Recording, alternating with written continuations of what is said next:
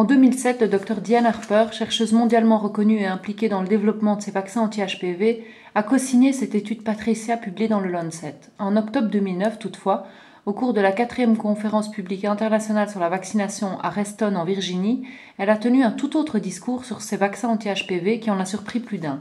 Qu'a-t-elle dit exactement et en quoi est-ce interpellant ?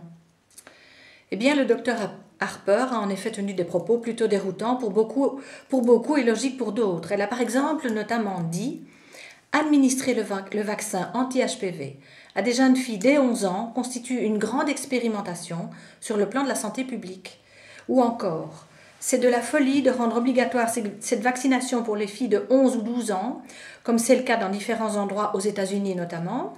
Il n'y a pas assez de preuves recueillies au sujet de la sécurité qui permettraient de confirmer que cela ne pose pas de problème. » Mais surtout, quand on demande au Dr Harper pourquoi elle tenait un tel discours à un tel meeting au cours duquel elle était censée promouvoir cette vaccination, elle a répondu de façon tout à fait révélatrice « Je veux avoir la conscience tranquille et arriver à dormir le soir quand je vais au lit. » Et enfin, le docteur Harper a aussi précisé « Le taux d'effets secondaires graves du vaccin est plus grand que le taux d'incidence du cancer du col de l'utérus. » Donc c'est tout à fait interpellant car il s'agit de quelqu'un qui était censé promouvoir ces vaccins et qui connaît donc très bien ce dossier.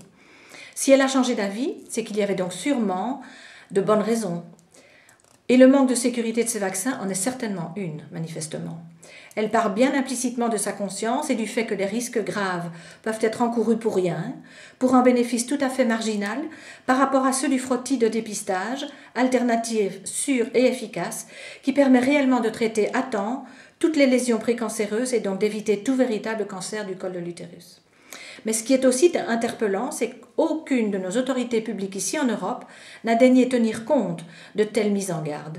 Or, ces propos du Dr Harper ont été tenus en 2009 et Mme Lahanan a acheté des vaccins Cervarix pour la vaccination scolaire en 2011. C'est donc totalement irresponsable politiquement.